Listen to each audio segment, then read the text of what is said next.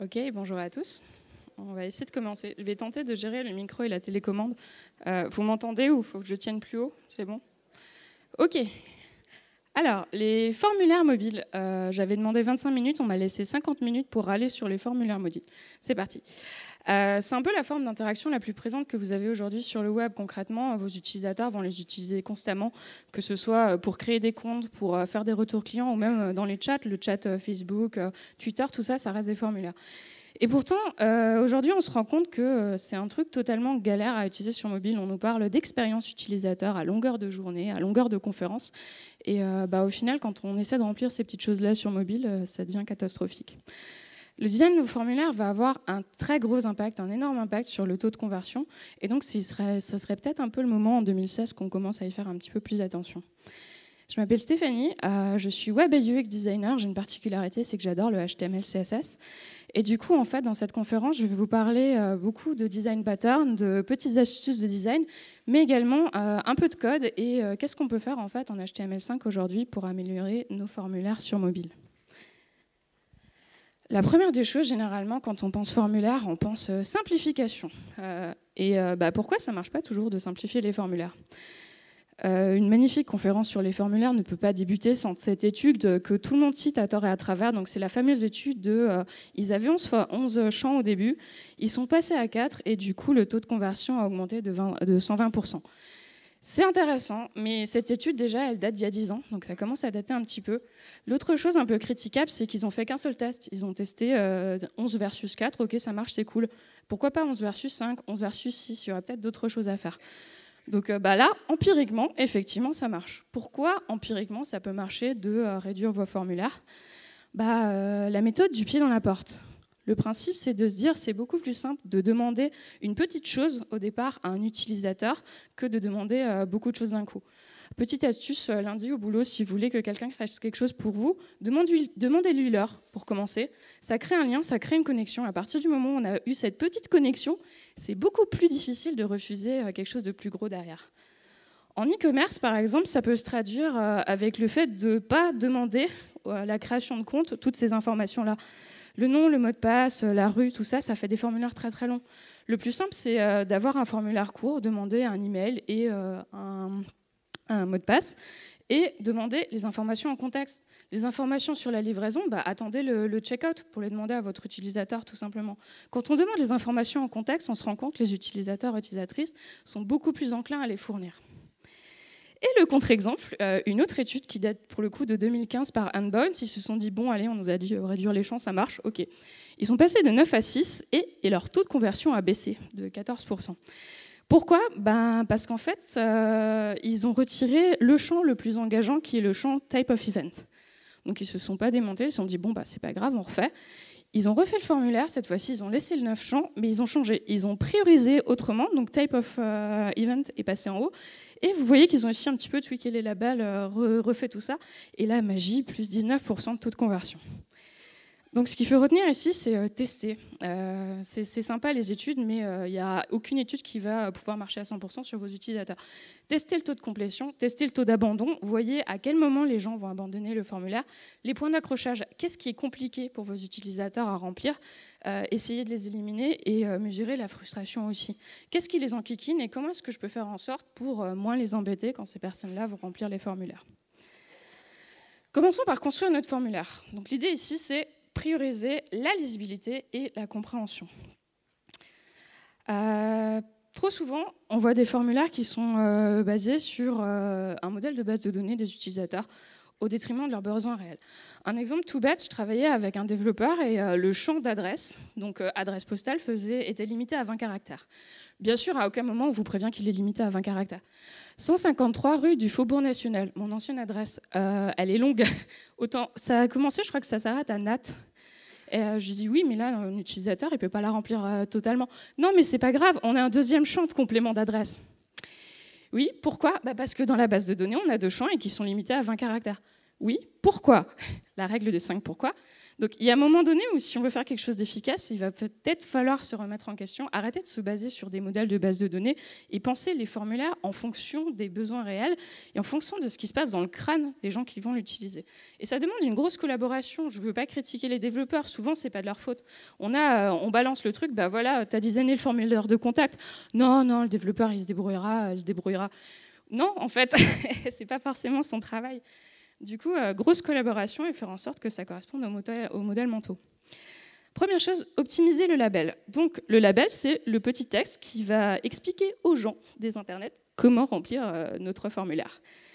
Sur mobile, concrètement, le plus efficace, c'est d'avoir le label au-dessus et le champ en dessous. Donc, j'ai l'impression d'enfoncer des portes ouvertes ici, et pourtant, j'ai fait relire ma conférence à un pote qui m'a pris des screenshots, et en prenant les screenshots, il s'est rendu compte que sur leur checkout, effectivement, ils avaient une mise en page comme ça, gauche-droite, et il m'a fait « Ah bah ouais, en fait, t'as raison, quand je rentre mon numéro de carte de crédit, je peux pas le voir en entier ». Eh bien non, quand vous avez vos labels à gauche, effectivement, la plupart du temps, vous allez voir des troncations. Vous allez vous retrouver aussi avec des soucis de labels sur 2 lignes, c'est pas forcément très pratique. Et surtout, quand la personne va avoir fini de remplir le champ et qu'elle veut checker assez vite est-ce que toutes les infos sont bonnes avant de faire envoyer, c'est très difficile ici de checker. On peut se dire, est-ce que mon email a été complété correctement? Pas forcément. En paysage, c'est l'inverse. Du coup, c'est beaucoup plus pratique en paysage de passer tout ça dans l'autre sens. Donc, il y a un truc magique en CSS3 qui s'appelle les media queries. Vous pouvez détecter l'orientation. C'est vraiment pas compliqué à faire. Et du coup, il vous suffit ensuite d'échanger. Donc, après, c'est du CSS.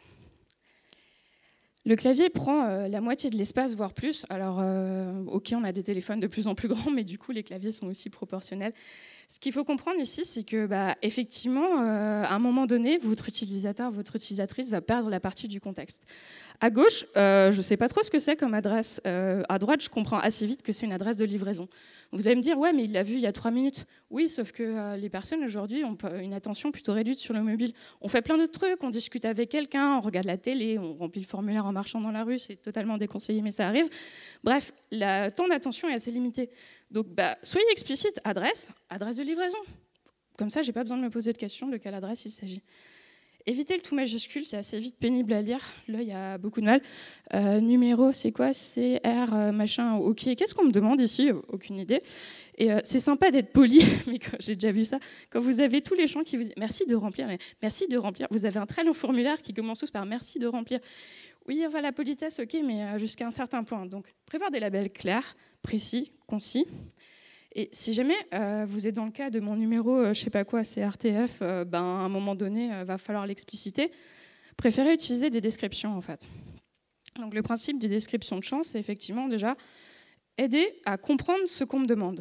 Je reviens à mon magnifique cas de l'adresse, où j'ai pas réussi à gagner sur le fait qu'un champ d'adresse suffise.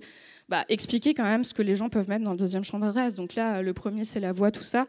Le deuxième, ça va être numéro d'appartement, étage, des informations supplémentaires pour le livreur, par exemple. Ça sert aussi à comprendre pourquoi on a besoin d'informations. Il y a des informations sensibles. La date de naissance, c'est quand même quelque chose de vachement personnel. Pourquoi est-ce que vous avez besoin de ma date de naissance? Expliquez-moi. Si j'arrive sur un site de vente d'alcool et on me dit on a besoin de s'assurer de votre majorité pour mettre la date de naissance, pour vous laisser accéder au site, OK, je comprends pourquoi on me demande ma date de naissance. Pareil, le numéro de téléphone en e-commerce, c'est quelque chose qu'on nous demande très très souvent.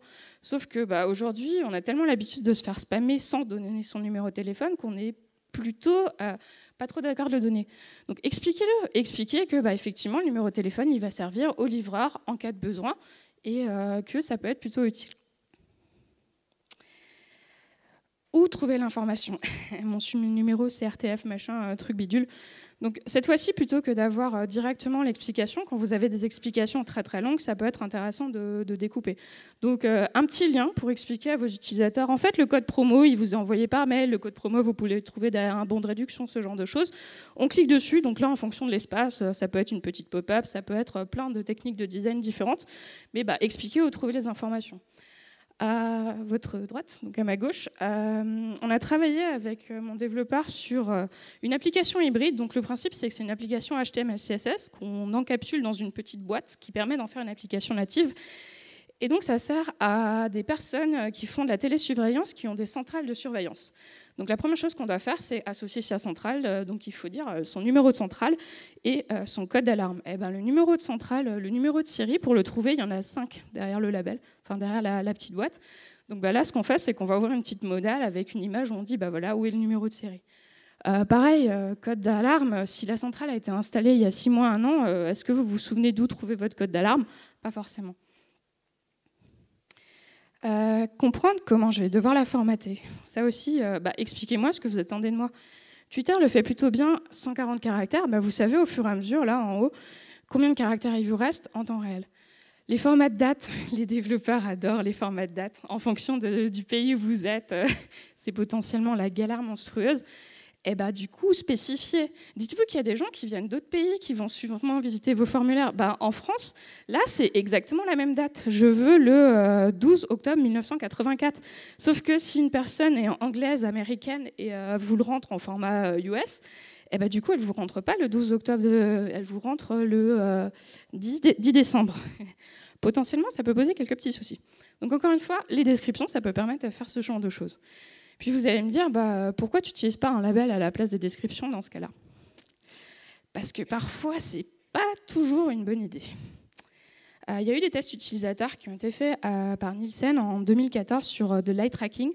Donc le principe de l'eye tracking, c'est que vous allez littéralement suivre les yeux de vos utilisateurs sur les pages et qui se sont rendus compte qu'il y a moins de fixation sur les champs avec des placeholders. Donc le placeholder, c'est le petit texte gris au milieu qui est censé plus ou moins donner des indications aux utilisateurs. Là, sur mon très long formulaire, en fait, votre fixation, elle va être sur le premier champ parce que c'est celui qui est différent de tous les autres. Donc, moins de fixation sur les champs avec des placeholders. Deuxième inconvénient, c'est que les utilisateurs qui n'ont pas l'habitude des placeholders, c'est quelque chose de relativement nouveau dans le HTML, parfois, ils vont se dire que le champ est déjà rempli. Donc, ils vont faire l'impasse en se disant « Non, mais il est déjà rempli, je m'en fiche, tant pis, ça a été pré-rempli ». Le dernier souci, c'est un souci d'accessibilité. Par défaut, souvent, les placeholders, ils sont en gris clair. Je ne sais pas si, d'ailleurs, au fond de la salle, vous arrivez à lire mes placeholders. Et c'est plus ou moins, en termes de lecteur d'écran, ça dépend vraiment du lecteur d'écran. Donc, le rendu n'est pas toujours la même. Il y a pire que les placeholders, il y a le to placeholder. Donc, c'est se dire, j'ai pas beaucoup de place sur mobile, donc le label, je le mets à l'intérieur des champs. Au début, ça peut sembler être une bonne idée. Sauf qu'en fait, au milieu, je sais pas, c'est plutôt subtil, on me demande d'abord mon code postal, puis ma ville. Là, si je scanne tout mon formulaire, je me dis, ville, code postal, c'est plutôt bon, mon formulaire est bien rempli. Sauf que quand je vais soumettre le champ, non, on me dit qu'il y a une erreur.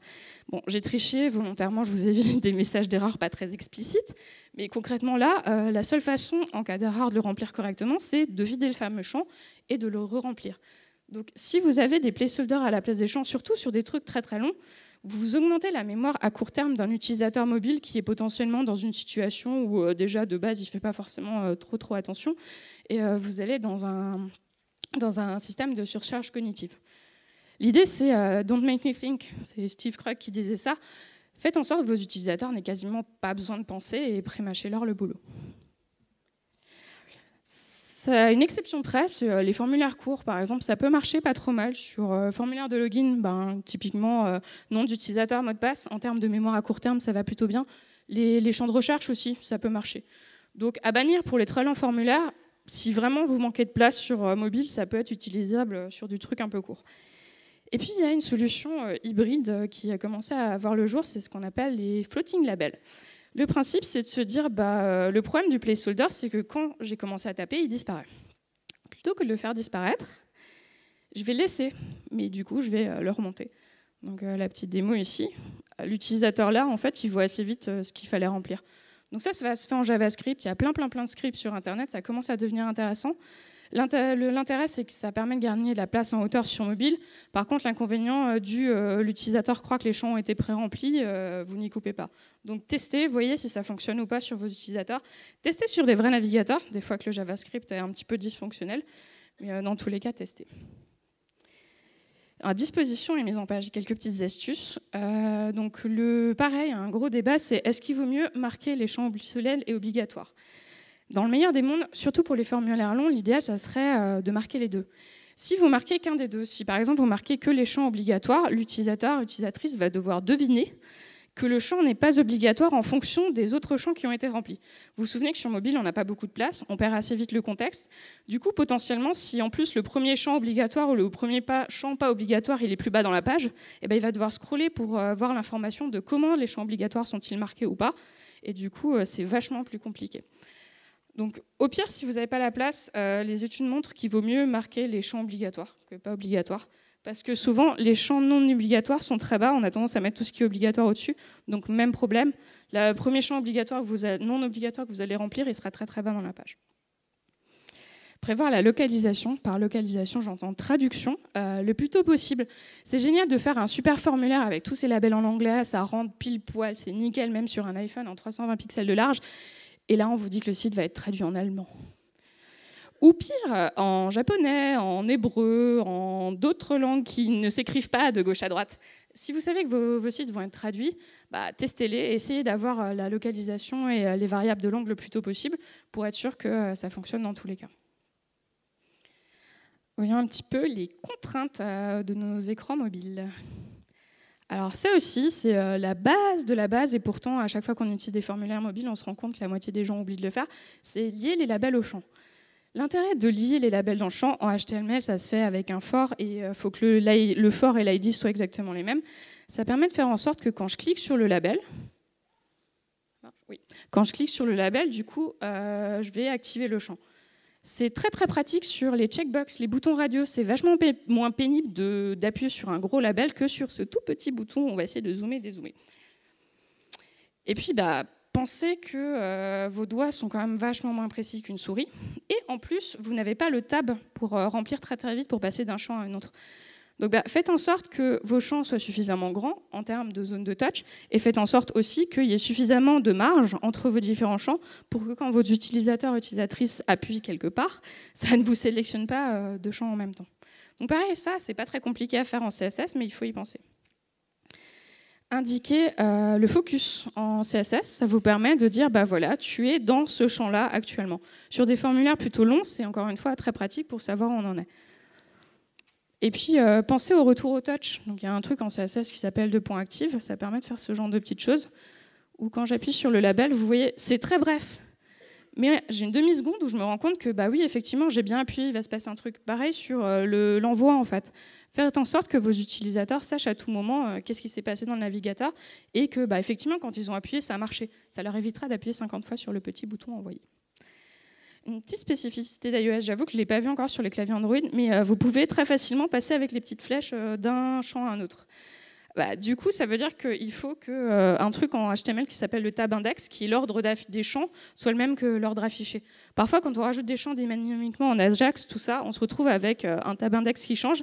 Quand vous appuyez sur Next et que ça vous envoie tout en bas du formulaire, c'est un peu compliqué. Donc, essayez de respecter du coup l'ordre des champs et que ça fonctionne effectivement avec le clavier iOS. Aidons nos utilisateurs à remplir ces champs-là. C'est là où je vais parler un petit peu d'input HTML5 et comment en faire pour avoir des claviers dédiés et faire en sorte que ce soit un petit peu moins galère. Une bonne pratique de manière générale, c'est encore une fois dans l'idée de correspondre au modèle mental de l'utilisateur. Faites en sorte que vos champs aient à peu près la place du contenu souhaité. Ça aide encore une fois à savoir en avance est-ce que j'ai rempli suffisamment de contenu, est-ce que j'en ai pas rempli. Les utilisateurs sont très frileux, ils ont très peur de faire des erreurs, donc tout ce qu'on peut faire pour prévenir ces erreurs-là les aidera à remplir. Alors, les trucs cool en HTML5. Vous avez un input qui s'appelle type égale email. Je répète, vous avez un input type égale email pour les développeurs dans la salle qui permettent de faire plusieurs choses. La première, c'est que du coup, on a un petit arrobase dans le clavier, donc ça évite d'aller le chercher au fin fond de nos caractères spéciaux. L'autre chose, c'est qu'un input type égale email, par défaut, dans tous les navigateurs modernes, n'a pas de majuscule en début de l'email. C'est une galère monstrueuse quand on veut remplir un champ d'email, qu'on arrive dedans, qu'on commence à taper, donc W dans mon cas, qu'on le voit en majuscule, du coup on appuie une fois pour enlever les majuscules, sauf que du coup ça passe le clavier en majuscule, et on appuie une deuxième fois pour repasser le clavier en minuscule, pour enfin pouvoir commencer à remplir ce fichu champ. Input tab égale email, vous n'avez normalement plus aucun souci avec ça, vous avez tout directement en minuscule. L'autre truc pratique, c'est qu'il y a la validation HTML5. Donc avant d'envoyer le formulaire, votre navigateur va vérifier que ce truc-là qui a été rempli, c'est bien un format email et il va informer l'utilisateur au cas où ce n'est pas le cas. Ce qui veut dire que concrètement, vous avez entre guillemets de la validation gratuitement son JavaScript directement dans les navigateurs qui le comprennent. Tous les inputs que je vous montre là, ce qui est vraiment pratique aussi, c'est que si jamais ils ne sont pas supportés, autant vous dire qu'aujourd'hui ils sont quasiment supportés à peu près tous sur tous les navigateurs mobiles récents, le fallback c'est un input type égale texte. Donc au mieux vous avez un super clavier, de la validation, c'est génial pour l'utilisateur. Au pire c'est un champ de texte, c'est pas génial mais ça ne peut pas casser en fait. Vous ne pouvez pas abîmer votre site en utilisant ce genre d'input. Input type égale URL, ça vous permet d'avoir des slash assez rapidement. Sur iOS, il y a le petit .fr, vous pouvez avoir le .com, tout ça en dessous.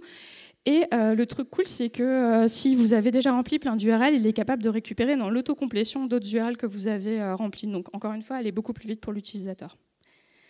Input type égale date, ça vous permet d'avoir un magnifique date picker. Encore une fois, là, il n'y a toujours pas de JavaScript, hein, c'est directement dans le navigateur, donc sur Android. Sur iOS, c'est l'espèce de petite roue de hamster comme ça. Alors, je ne sais pas à quel point c'est utilisable ou pas, ça. Mais moi, je trouve ça inutilisable venant d'Android, mais les utilisateurs d'iOS m'ont dit que c'est plutôt pas mal. Donc, testez sur de vrais utilisateurs, comme d'habitude.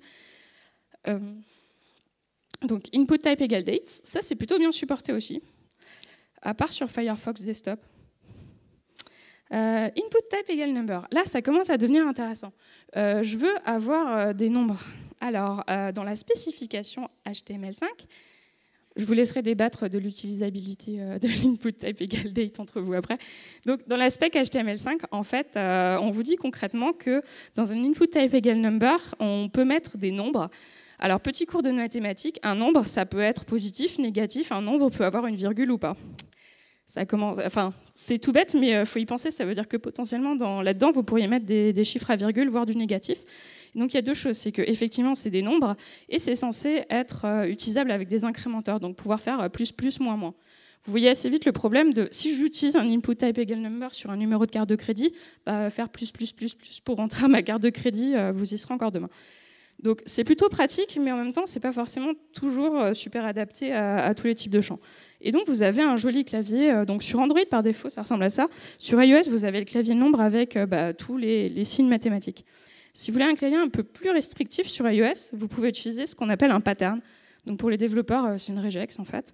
Et là, concrètement, je dis à mon navigateur que j'accepte que des chiffres entre 0 et 9. Le dernier truc, input mode égale numérique, je vous le mets parce que c'est intéressant, mais pour l'instant, c'est supporté nulle part. Ça servira à invoquer un clavier numérique, donc ce genre de clavier, sur n'importe quel type d'input. Donc pour l'instant, pas de support, mais avec un peu de chance, ça va finir par arriver dans les navigateurs. Input type égale tel, donc là, pareil, vous avez le clavier directement, et du coup, sur iOS, vous n'avez plus les petits points, vu que normalement, un numéro de téléphone n'a pas de chiffre à virgule. Philosophiquement, si on pense du coup à une carte de crédit, un format de carte de crédit, ça ressemble plus à un téléphone, c'est-à-dire un ensemble de numéros qu'à un nombre en fait. Donc, ce que pas mal de devs préconisent, c'est d'utiliser input type égale tel pour avoir ce genre de clavier sur les cartes de crédit. Du coup, vous n'avez pas les incrémenteurs plus, plus, moins, moins sur certains navigateurs, mais après, sémantiquement, c'est un peu bizarre de se dire on utilise un type téléphone. Mais philosophiquement, perso, je trouve ça pas forcément déconnant. Input type égale search, ça vous permet plusieurs choses assez sympas. Sur Chrome, vous avez la petite croix qui vous permet de vider le champ. Et surtout, le truc tip top, c'est que derrière, vous pouvez soumettre la recherche directement. Donc le petit bouton en bas à droite et le bouton rechercher vous permet de lancer la recherche. Donc là, l'utilisateur, il n'a pas besoin de retourner dans son champ chercher le submit en fait. Il a juste à cliquer sur rechercher et ça lance la recherche directement dans le navigateur. Deux trucs anecdotiques qui ne sont pas encore trop supportés partout, mais si vous avez besoin d'un color picker, input type égale color. Et en e-commerce, c'est plutôt pratique. Input type égale range, par exemple, tout ce qui va être le prix, est-ce que je veux entre X euros et X euros, tout ça, ça existe dans le navigateur. Vous n'avez pas besoin de faire du JavaScript. Après, l'avantage, c'est que ça existe en natif. L'inconvénient, c'est que si le design de ce truc-là ne plaît pas à votre client, c'est un peu râpé. Donc l'idée, c'est de se dire, oui, les composants natifs, c'est pratique, mais ça va vraiment dépendre du système d'exploitation. Donc c'est là aussi, on va avoir une sorte d'éducation des clients, de leur dire, c'est pas grave si mon site n'est pas exactement pareil sur tous les navigateurs. Si jamais vous voulez désactiver des trucs, genre auto-capitalize permet de désactiver la mise en majuscule automatique. Typiquement, sur un champ d'email, si jamais vous n'avez pas utilisé le type égale email, sur des noms d'utilisateurs, souvent les usernames, ils n'ont pas de majuscules, tout ça, désactivez-les, ça permet de remplir un peu plus vite. Autocorrect égale off. Si le dictionnaire est faible, voire carrément inutile, avoir de l'autocorrection sur un champ d'email, sur une adresse postale, sur un numéro, une ville, ce genre de choses, c'est pas forcément toujours pratique. Donc on peut le désactiver. Et autocomplete, il y a plein de valeurs différentes, mais pour email, ça permet de faire en sorte, encore une fois, que votre navigateur il récupère la dernière adresse email que vous avez déjà enregistrée dedans. Évitez de découper les champs. Donc ça part d'une bonne idée. Je vous disais avant, oui, ça serait bien que les champs aient à peu près la taille qu'on attend dans le navigateur. Le problème de ça, c'est que pour le remplir sur mobile, on commence par remplir les premiers chiffres, puis il faut passer dans le deuxième, puis il faut passer dans le troisième et tout. Le développeur aguerri me dira « Ouais, mais c'est pas grave, on fait un script et que quand la personne elle a fini de remplir le premier, on lui passe automatiquement dans le deuxième. » Oui, sauf que du coup, vous court-circuitez totalement votre parcours utilisateur. Si la personne en fait s'est trompée de chiffre, elle est obligée de revenir en arrière, elle tape, elle enlève le chiffre, elle repasse automatiquement. Ça fait des allers-retours, c'est pénible ô combien pour au final très peu de gains du côté utilisateur. Donc si vous voulez indiquer un format, en fait, il y a un truc très pratique qui s'appelle les input masks, et c'est manque de contraste. Donc ici, à l'intérieur, j'ai des petits X qui vont indiquer ma carte de crédit. Et en fait, quand je vais commencer à remplir, donc là, il faut du JavaScript par contre, c'est formaté automatiquement. Donc j'ai pas besoin de mettre les espaces, je peux choisir, mettre des espaces, des tirets, tout ce que vous voulez. Et donc on peut le faire sur plein de trucs, on peut le faire sur une carte de crédit, on peut le faire sur des adresses, on peut le faire sur des numéros de téléphone, ce genre de choses. Donc de se dire, je vais mettre du JavaScript qui va formater automatiquement pour l'utilisateur, mais là, on reste quand même dans un seul champ. Réduire les interactions. Concevoir des éléments de formulaire qui soient efficaces, c'est ici se dire, mais attends, si un truc, je peux le faire en 3 tables au lieu de le faire en 10, c'est plutôt avantageux pour mon utilisateur. On a pris une habitude sur desktop qui consiste à mettre des menus déroulants partout, tout le temps, dans tous les cas, quand on n'a aucune idée de quoi utiliser. Ça devient assez vite problématique sur mobile, en fait, les menus déroulants. Typiquement, si je dois remplir mon pays, j'ai souvent cette magnifique drop-down list à base de 150 pays du monde, voire plus. Alors, si vous habitez en Albanie, c'est cool, vous êtes au début. Si vous habitez au Zimbabwe, c'est sympa, il suffit de scroller jusqu'en bas en lançant un scroll très très rapide. Si vous habitez en France, ça consiste à mettre le focus dans le champ et puis scroller, essayer d'arriver à peu près au milieu de la liste, plus ou moins. Ça prend un temps fou, généralement entre 8 à 10 interactions en fonction de à quel point vous maîtrisez la roulette russe, appelons-le comme ça. Il y a des choses un petit peu plus pratiques, par exemple de se dire pour un pays, pourquoi pas proposer de l'autocomplétion. Laissez l'utilisateur rentrer dans le champ, il va taper FRA, généralement même à FR, il ne vous reste pas des masses de pays, vous lui dites voilà la France et on est plutôt bon. Ça, c'est à peu près ce qu'on fait sur desktop en fait. Quand vous avez une liste de pays, vous mettez le select et la première chose que vous faites, vous attrapez votre clavier et vous tapez le F en espérant que le select va arriver au F pour pas avoir à scroller. Utilisons la même technique sur mobile en fait. Ça peut se faire en JavaScript, on peut utiliser des data lists, il y a plein de choses pour faire ça en HTML directement. Donc à gauche, c'est le formulaire de Air Canada qui a été redesigné il n'y a pas très longtemps, c'est quelque chose d'assez récent. Et pour mettre une date, j'ai le droit à 3 drop-downs. La première du jour, la deuxième pour le mois, la troisième pour l'année, où vous pouvez avoir, il y a 100 valeurs là-dedans. En termes du nombre d'interactions, c'est 3 drop-downs, donc 3 fois la roulette russe. Pourquoi pas utiliser un date picker? Booking le fait très bien. Donc, soit le date picker HTML5, que je vous ai montré avant avec input type égale date, soit un date picker en JavaScript. Chez Booking, il y a une bonne raison, on y reviendra après, mais parce que ça leur permet un petit peu plus de contrôle. Donc, remplacer les drop-downs par des date pickers, ça peut être une solution sur les dates. Remplacer les drop-downs par des incrémenteurs sur des petites quantités, plutôt que d'avoir un drop-down avec 0 à 15 par exemple, proposer des petits boutons plus, plus, moins, moins. Ça c'est pratique parce qu'en termes de taille de zone of touch, on est plutôt assez grand. Ça permet d'aller assez vite en fait. Si vous avez besoin de 2 passagers, plus, plus, vous avez 2 passagers. Au pire, si l'utilisateur a besoin de 15 passagers, vous pouvez laisser toujours remplir manuellement à l'intérieur d'un input type égale number son nombre de passagers. Et puis, le problème des drop-downs aussi, c'est qu'on cache la plupart des options. Si vous avez très peu d'options, si vous avez 2, 3, 4 options grand max, pourquoi ne pas les afficher directement? Utilisez des boutons radio. Utilisez un truc qui a été plus ou moins inventé sur iOS en natif, ce qui s'appelle les segment controls. C'est le principe de ce qui est au milieu en blanc. Vous avez directement les trois possibilités. En plus, les zones de touch sont suffisamment grandes pour être plutôt pratiques. Donc là encore, pourquoi masquer les options quand on peut les afficher directement? Et si vraiment ça devient compliqué, on peut découper l'interface en plusieurs étapes. C'est ce que iOS appelle les list view. Donc le principe ici, c'est que j'ai des différentes notifications, et pour chaque type de notification, je peux choisir entre 1 et 5, et encore, il n'y a pas tout. Type entre discret et tout. Bah, là, ce qui se passe, c'est que quand je clique sur notification type, en fait, ça me renvoie sur une deuxième vue. Donc j'ai découpé mon problème en deux, parce que sinon, ici, une interface avec 3 drop-down un petit peu dans tous les sens, ça commencerait à devenir assez compliqué à utiliser. Et puis, facilitons le formatage, en fait, le remplissage. Ne pas avoir de formulaire du tout à remplir. Par exemple, pensez à l'inscription aux réseaux sociaux. C'est plus rapide, ça permet aussi à des utilisateurs de récupérer directement les informations. Bah, quand vous avez le Facebook ou le G+, de la personne, vous récupérez le nom, le prénom, potentiellement déjà le mail, peut-être la date de naissance. Donc attention par contre pour ceux qui ont suivi les conférences de perf, ça va vous augmenter pas mal le temps de chargement de la page. Donc c'est toujours mesurer le pour et le contre. Et surtout, ça peut être un frein aussi pour certains utilisateurs. Il y a des gens qui sont totalement réfractaires à ça. Donc, je ne dis pas qu'il faut utiliser que des options de login réseaux sociaux. On peut continuer à proposer les deux, de l'option réseaux sociaux pour aller plus vite et un formulaire classique.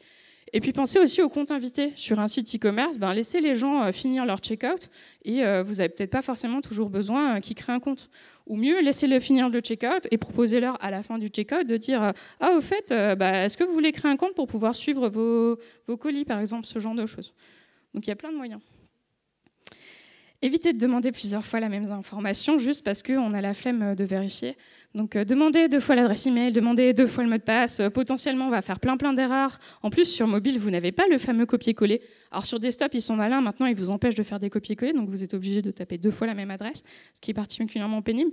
Donc c'est se dire, est-ce que j'ai vraiment besoin de demander plusieurs fois l'email? Est-ce que je peux pas juste envoyer un email? Est-ce que je peux pas juste détecter si l'utilisateur il a écrit Gmail, on peut lui dire, vous êtes sûr que vous vouliez pas dire Gmail? Si l'utilisateur a écrit Hotmail, pareil. Donc il y a plein d'autres moyens de détecter ce genre d'erreur plutôt que de demander plusieurs fois la confirmation.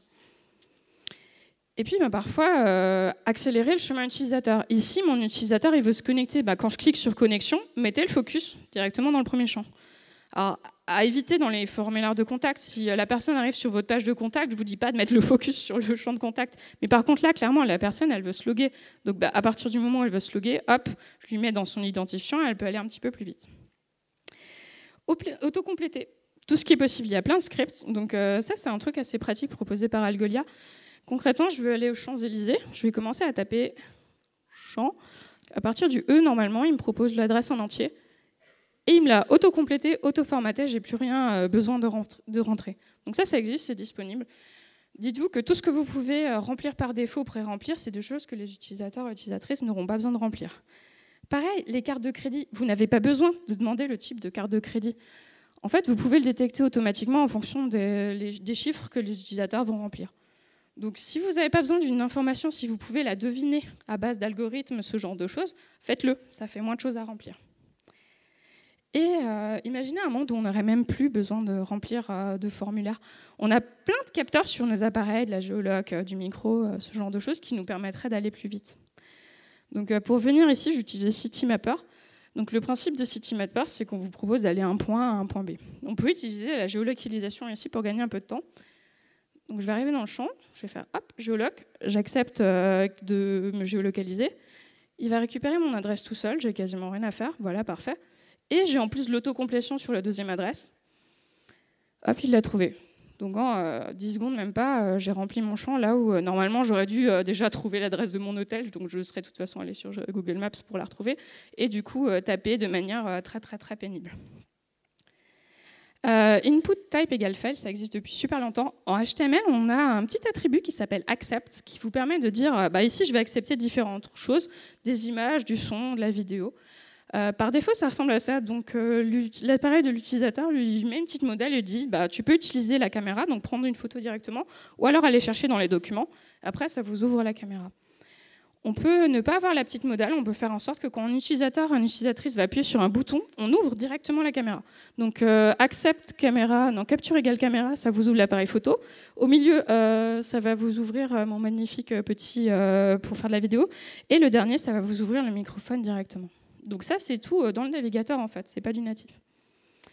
Et puis, laisser les gens... Alors, les codes barres, les QR codes, ça marche pas trop, mais on peut imaginer aussi laisser les gens scanner les choses.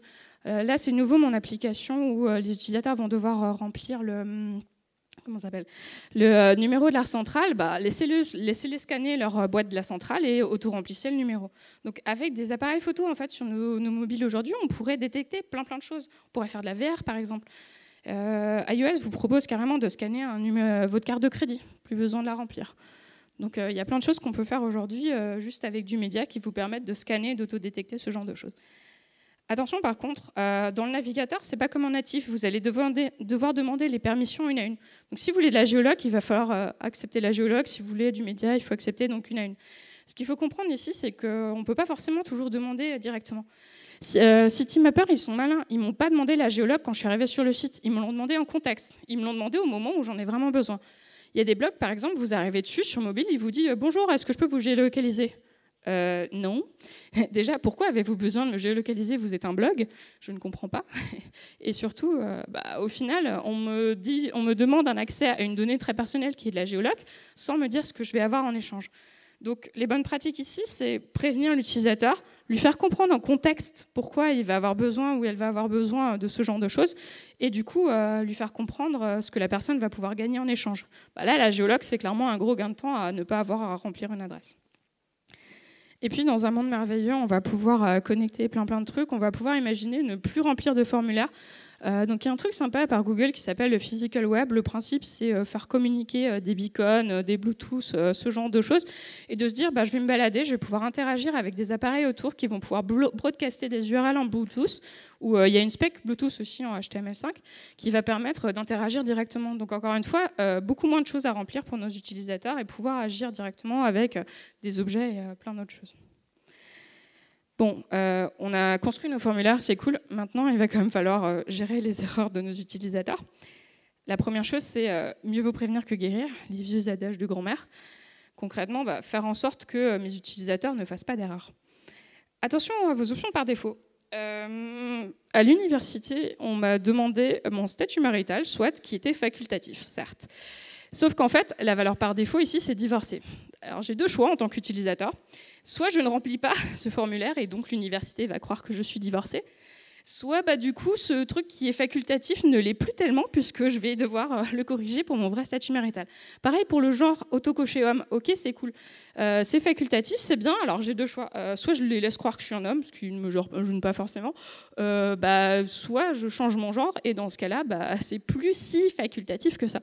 Donc attention aux options par défaut. Si vous avez un formulaire vide, n'auto-cochez pas, ne présélectionnez pas des choses sans savoir ce que va être votre utilisateur et ce qu'il ou elle va vouloir remplir. Parfois, les restrictions, c'est bien. C'est Damien qui, ce matin, disait ne pas laisser le choix, c'est parfois des bonnes idées.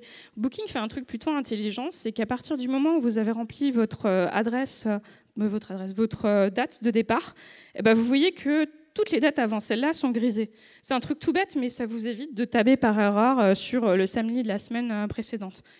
Donc c'est clair que quand je vous montre ça, c'est genre « Ah mais oui, mais bon sang, c'est une évidence !» C'est toujours pareil avec l'ergonomie, mais c'est des tout petits détails qui font que derrière, ensuite, vous avez une expérience utilisateur plutôt intéressante.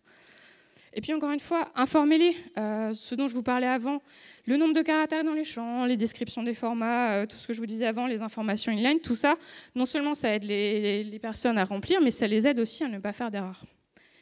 Le cas du mot de passe, je vous disais avant, ne demandez pas 2 fois des mots de passe. Tout simplement, le smartphone, c'est un appareil personnel. Plutôt que de demander 2 fois le mot de passe, je peux laisser à la personne l'afficher et du coup vérifier que effectivement, c'est bien le bon mot de passe que cette personne voulait rentrer. Donc il y a plein de petites astuces comme ça qui font que je n'ai pas forcément besoin de demander des informations ultra redondantes. Et donc les erreurs, ça arrive, parfois, malgré la bonne volonté. Ce qu'il faut comprendre, c'est que les personnes qui vont remplir nos formulaires, à un moment donné, le truc le plus anxiogène qui soit, c'est de faire des erreurs. Du coup, on n'est pas forcément dans une situation de panique ou de vie ou de mort, mais ça peut créer du stress et ça va enchaîner. Et puis, si vous n'êtes pas super clair, ça risque d'être un petit peu compliqué. Donc déjà, préférez la validation des champs inline. Alors, sur desktop, c'est particulièrement pénible quand vous avez toutes les erreurs en haut, un sommaire des erreurs, et après, débrouillez-vous pour essayer de comprendre qu'est-ce qui va par où. Donc pour la petite anecdote, mes parents sont agriculteurs et ma mère doit remplir tous les ans avant les vendanges les formulaires de la MSA. Et ma maman fait ça sur tablette en mode portrait. Et c'est particulièrement pénible parce que toutes les erreurs sont en haut. Du coup, à chaque fois, oui, alors en fait, on me dit que le format de nombre n'est pas valide. Déjà, il y a 3 nombres dans le formulaire, donc bonne chance pour trouver lequel. Et en plus, donc, maintenant, elle est rodée à force, sauf que quand la première fois, vous devez remplir ça et que vous avez eu la MSA au téléphone dans la matinée qui vous dit concrètement que si vous ne les avez pas tous déclarés dans la journée, vous avez une amende ce soir, et que le formulaire n'est pas forcément très sympa, en termes de stress, c'est pas top. Donc, préférez la validation inline. C'est les lois de la Gestalt, en fait. Hein. Mettez les messages le plus proche possible des champs concernés. Le rouge est anxiogène. Il y a des études qui montrent qu'à partir du moment où du coup, on a du rouge, ça devient compliqué, ça stresse les utilisateurs, ça augmente le rythme cardiaque, et cette salle est rouge et je ne suis pas du tout stressée. Du coup, préférez le jaune, le orange. Attention à l'accessibilité, par contre, je vous dis ça, mais c'est des couleurs qui sont très difficiles à utiliser. Donc, essayez de ménager un peu la chèvre et le chou. Bonjour. N'utilisez pas uniquement la couleur comme seul indicateur. Donc, à gauche, mon formulaire pour les gens dans la salle. Il y a des daltoniens dans la salle ? Ah, statistiquement, on en a. Donc, à gauche, le formulaire pour les gens qui n'ont aucun souci. À droite, j'ai lancé l'outil pour checker en tant que daltonien. Et du coup, le champ vert, on le voit gris. Donc là, une personne avec un handicap visuel de daltonisme n'a aucun moyen de savoir si ce champ-là, il est vert ou gris, parce que ça ressemble 300% au gris au-dessus. Donc, dupliquer les erreurs, les façons d'indiquer les erreurs, rajouter des croix, des checkbox, plein d'informations visuelles, ne reposez pas uniquement sur la couleur. Validation HTML5, je vous en parlais avant, mes input type égale URL ou email, ça vous propose ce genre de choses directement dans le navigateur. L'avantage, pas de JavaScript. L'inconvénient, c'est que si votre client n'aime pas trop le design de ce truc-là, on ne peut pas trop le customiser. Donc c'est toujours peser le pour et le contre. Puis valider au fur et à mesure de la saisie, en fait, plutôt que d'attendre que la personne ait appuyé sur envoyer pour lui dire attention, la moitié de tes champs sont faux, essayez de le faire au fur et à mesure. Donc il y a un monsieur qui s'appelle Michael Konievic qui disait une approche hybride, il dit « reward only, punish later ». Le principe, c'est de se dire, si le champ n'a été pas encore rempli, si le champ est valide, on attend que l'utilisateur ait fini sa saisie pour checker. Donc, tant que l'utilisateur n'a pas fini, on lui fiche la paix. Et à partir du moment où il va changer de champ, j'ai volontairement fait une faute, on lui dit « attention, c'est faux ». A l'inverse, si jamais le champ a été marqué comme invalide, c'est le reward early qui est concrètement, ici je suis censé mettre 6 caractères, j'en ai mis que 4. À partir du moment où j'ai mis le 6e, il me dit que c'est bon. Donc là, c'est perfectible, on pourrait rajouter du vert, on pourrait rajouter un petit message pour dire le champ est valide, tout ça, c'est sa démo à lui. Mais c'est ce genre de choses, de se dire... ne validez pas forcément tout au fur et à mesure de la saisie, parce qu'un champ email, pendant que l'utilisateur va le saisir, forcément, il sera faux jusqu'à ce qu'il y ait le arrobas. Mais pensez quand même derrière à faire ce genre de petits trucs sympas. Attention au contenu de vos messages. Ah, c'est ma partie préférée. Votre opération n'a pas pu être terminée. Erreur, machin, truc bidule qui parle totalement à un dev, pas du tout à un pauvre utilisateur. Donc évitez aussi les messages de type voix sans issue. Au milieu, concrètement, on vous dit qu'il y a une erreur, il n'y a pas de bouton, il n'y a rien. Au mieux, je peux rafraîchir ma page, ça ressemble un petit peu à un screen of death de chez Windows. Concrètement, ici, mon utilisatrice est totalement perdu. Et puis, le langage technique aussi, moi, je sais à peu près ce que c'est un hostname, et encore, mais quelqu'un qui va utiliser ce genre de site, pas forcément. Donc, bannir le langage technique, faire en sorte que les messages d'erreur soient suffisamment compréhensibles. Et donc, 2 règles, expliquer ce qui n'a pas fonctionné et expliquer comment le résoudre. Danger, haute tension, ok. Éloignez-vous. voilà, on vous explique plus ou moins ce qu'il faut faire. Pensez à sauvegarder les données aussi. On parlait de performance aussi ce matin. Parfois, la perte de connexion, ça arrive. Parfois, l'utilisateur rafraîchit la page sans s'en rendre compte. Il n'y a rien de plus pénible que quand on a commencé à remplir le formulaire et qu'on est obligé de recommencer depuis 0 parce qu'on avait une petite bêtise. Donc, sauvegarder dans le cache, ce genre de choses, ça peut être plutôt utile. Et puis, c'est super anxiogène, les messages d'erreur. Donc, c'est peut-être le moment de faire preuve d'humour, de créativité, rassurer les utilisateurs, montrer votre marque, votre branding quand vous avez, je sais pas, des illustrations, un ton un peu sympa, un peu de l'humour, toutes ces petites choses qui font que votre utilisateur ou utilisatrice ne sera pas complètement perdu et démuni face à vos erreurs. Et donc, on va les envoyer, nos formulaires. Hein. Ça serait dommage de s'arrêter en si bon chemin. Donc là encore, les fausses bonnes idées. Le principe de se dire, tant que c'est pas rempli correctement, je ne t'affiche pas le submit. Sauf que ça, en fait, une personne lambda va se dire, attends, il manque un bout de ma page. Et alors, si vous voulez, la combo ultime, c'est n'affichez pas le submit et faites en sorte que votre mot de passe soit tellement compliqué avec tellement de trucs possibles que vous aurez beau en rentrer 5, vous n'aurez toujours pas trouvé la bonne combinaison.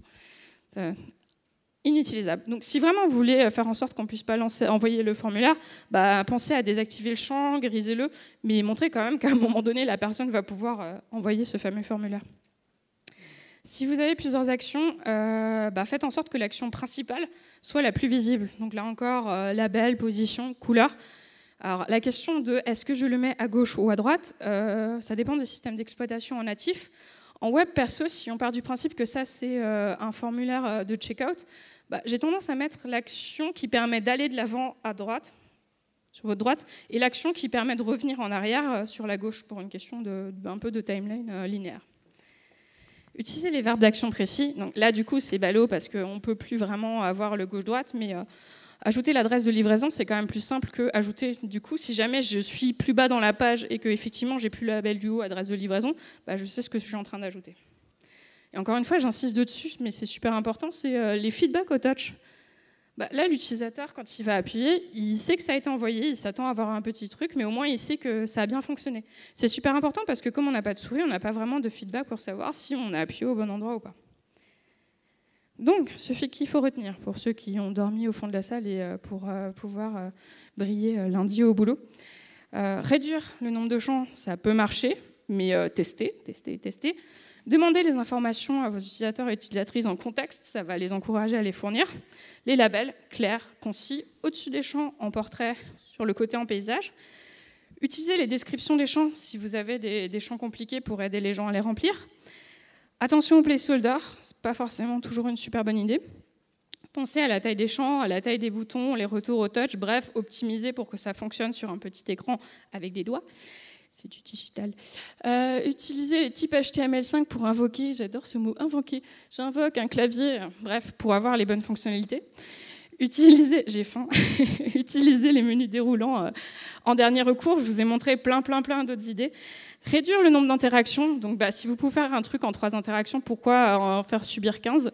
Utilisez les capacités des appareils. Géolocalisation, tout ce qui est input, le son, la vidéo, tout ça, c'est plutôt sympa. Prévenir les erreurs tout au long du remplissage, mieux vaut prévenir que guérir. En cas d'erreur, surtout, expliquer ce qui n'a pas fonctionné et comment le corriger. Ne laissez pas les gens complètement perdus. Proposer des call to action, donc des boutons submit simples, efficaces et concis. Et tester. C'est le gros truc, c'est tester avec des vrais gens de la vraie vie, pour avoir vos propres statistiques et pas juste les stats que je vous ai montrés. Et tester sur des vrais appareils. On peut faire plein de trucs en JavaScript et tout pour travailler souvent avec des développeurs. Une fois que le truc marche sur Android, ça marche plus sur iOS. Une fois que ça marche sur iOS, ça marche plus sur Android. Donc testez vraiment dans des navigateurs pour vous rendre compte si ça fonctionne ou pas avec des vrais navigateurs. Donc, les slides sont déjà en ligne. J'ai conscience que c'était un petit peu rapide et que ça manquait peut-être un peu de contraste, donc n'hésitez pas à les récupérer. Et donc voilà, je crois qu'on a 5 minutes pour les questions, c'est ça ? Merci.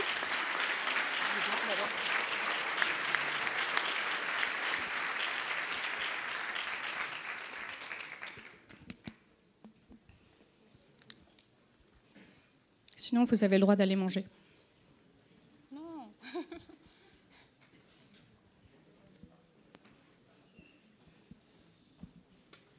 Moi aussi, j'ai faim. Merci beaucoup, Stéphanie. C'était très instructif, toutes ces petites astuces. La question que je me posais, c'est, avec l'expérience que certains ont dans la salle et vous, c'est est-ce que c'est plus facile de concevoir des formulaires sur mobile ou sur desktop, au final ? Ou est-ce que c'est une question bête ? Non, c'est pas une question bête. Après, c'est souvent qu'on a des habitudes depuis des années sur le desktop qui est on colle des drop-downs partout et on ne se rend pas forcément compte qu'on va avoir un écran très très petit. Donc généralement, quand on les conçoit sur mobile, c'est vrai qu'il y a tellement de contraintes que je ne dis pas que c'est plus facile de concevoir sur mobile, mais perso, je préfère commencer par le petit pour être sûr de me dire si ça rentre vraiment sur tout petits écrans, au moins ça rentrera sur les grands. Et surtout, quand on les conçoit pour le mobile, toutes les problématiques de est-ce que je ne peux pas utiliser de la géolocalisation, ce genre de choses, on va se les poser. Alors que si on prend le formulaire desktop et on le squeeze, on essaie de le faire rentrer entre guillemets sur un petit écran, on va peut-être pas penser à toutes les améliorations qu'on peut faire pour les navigateurs mobiles.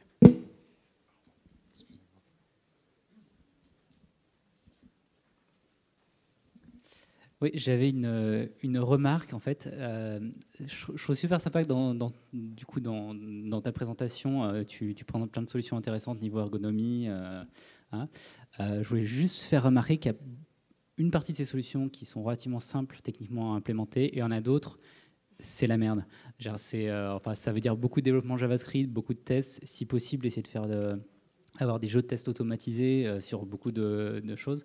Donc il y a aussi niveau interface, il y a des choses qui à designer, c'est là c'est simple, c'est trois boutons radio à la iOS, ça va être simple à faire. À faire de manière compatible qui marche bien, des fois ça peut être des charges de boulot assez importantes. Donc je pense qu'il faut faire gaffe sur des choses comme ça. Il y a beaucoup de choses, il y a des arbitrages aussi techniques et ergonomiques à faire, où il faut prendre en compte les deux. Et une bonne question à se poser, c'est à quel point ce formulaire est critique. Il y a des formulaires qui sont super critiques pour le business, il y en a qui sont moins importants.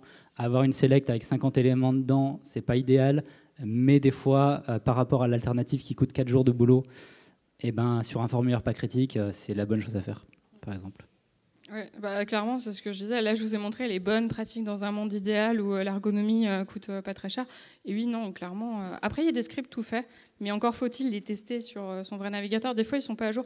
Genre le truc que je vous ai montré là avec comment ça s'appelle, le masque sur les champs de carte de crédit. J'ai testé 5 scripts et il y en avait aucun qui me convenait parce que moi, je voulais que quand je commence à taper, le masque reste.